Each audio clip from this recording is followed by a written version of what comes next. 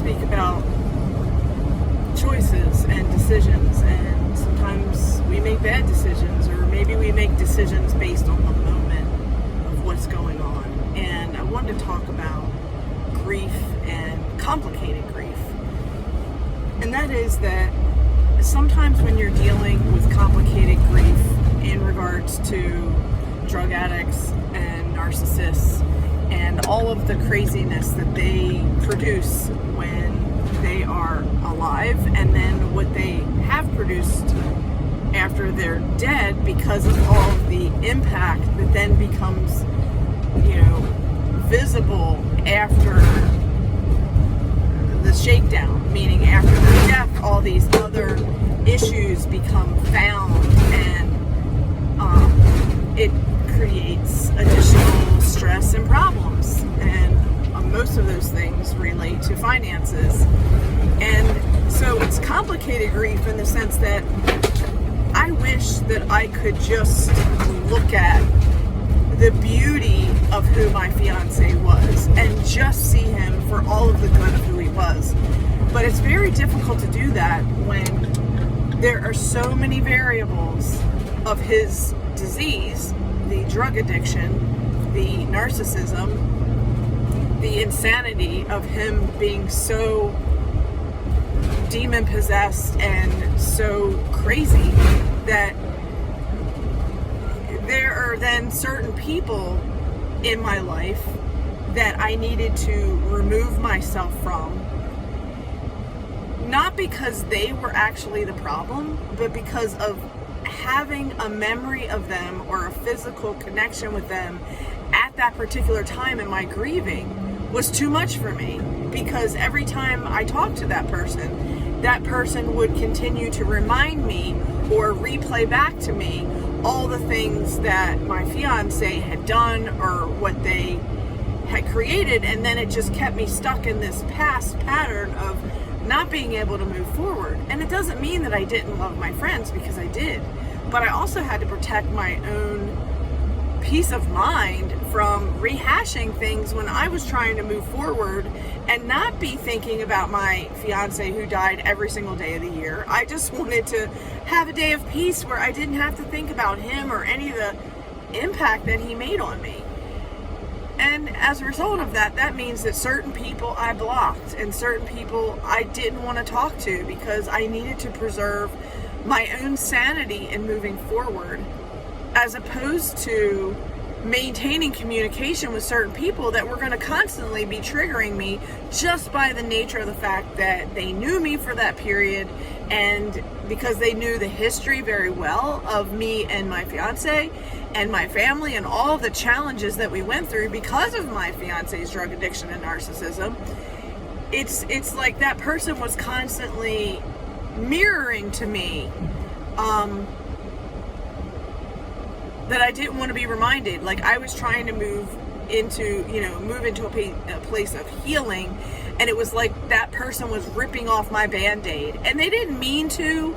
They just thought they were being helpful in, quote, clarity, but at the time it was making me triggered even more so. So I share this part of complicated grief because in that moment when I needed separation and I needed distance, it was hurtful to me and to the other person to be like, I can't talk to you anymore right now. And it wasn't that I didn't love the person, and it wasn't that I didn't want to communicate in the future, and it's not that I didn't want to have a friendship with the person. It was just at that timing, it was too much. And the triggering of all the things that I was being triggered by were certain realities of this person's lifestyle that were completely against everything that I was trying to unhook myself from. And not to say that I was judging her or judging her lifestyle. I had to remove myself from anything that was going to trigger me into being more upset than I already was with all of the things on my plate that I was trying to move forward from.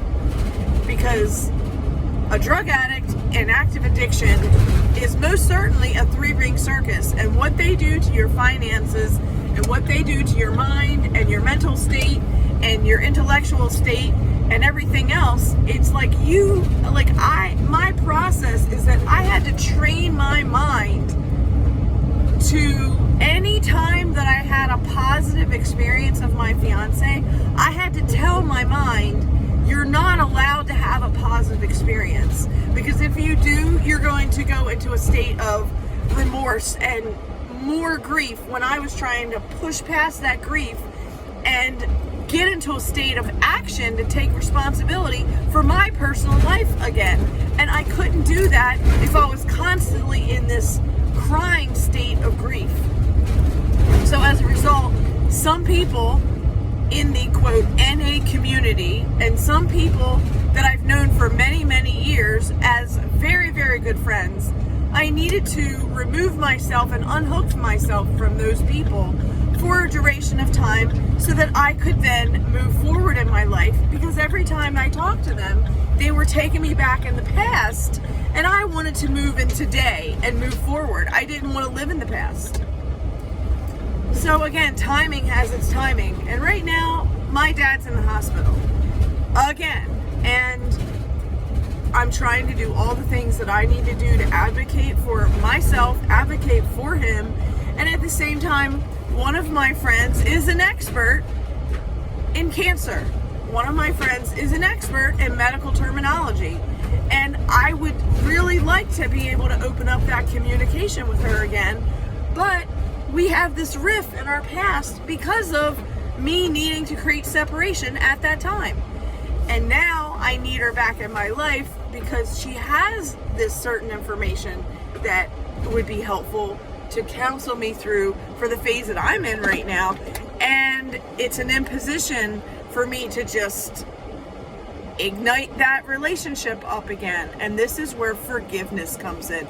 This is where compassion comes in. And this is where we are all humans walking this planet trying to do the best that we can. And we're trying to balance all these variety of variables. And at the same time, we're all flawed humans. Okay? We're all flawed. And we're just trying to move past the day into the next day and do the best that we can. But the problem is, egos get hurt, feelings get hurt, people take things personally, harsh words are said, and it's the whole context of what's happening needs to be put into place. And the point is, if one person is under an extreme amount of stress where their entire system has been uprooted and they have no support system, their fiance is dead, their finances are challenged, everything that they've been building for 4 years is now demolished, and all these other financial decisions need to be made. And meanwhile, there's death threats and poisoning and all other kinds of variables that have been put into the mix that were discovered along the journey after his death. The point is, that's a lot of variables for one person to manage on their own. And believe me, I have a strong support network. I have therapists, I have coaches for very specific reasons. I have friends, I have family, I have a great support network. But there are certain people that you ask certain questions about because that's their specialty. And you ask other people different advising because that's their specialty. And the whole point is, I can't predict how I'm going to act, what I'm going to say, given the current circumstances of the time, of the moment. And that goes for everyone else. We're all trying to do the best that we can. And so my prayer is that the people that need to be reconnected get reconnected, and that forgiveness is at the baseline, and that people forgive one another for the just mere fact of being human. I hope that helps somebody today.